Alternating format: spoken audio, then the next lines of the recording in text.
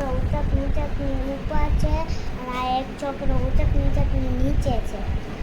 આ છોકરો ઉપર છે ને આ છોકરી નીચે છે. બે ચકલી, એક ઉપર એક નીચે. આ ઉંદર ઉપર છે, આ ઉંદર નીચે છે. આ દડો ઉપર છે, આ દડો પીળો ફુગ્ગો ઉપર છે ને લાલ ફુગ્ગો નીચે છે. એક છોકરો ઉપર છે અને એક નીચે. આ સૌથી ઉપર છે છોકરી, આ સૌથી નીચે છે.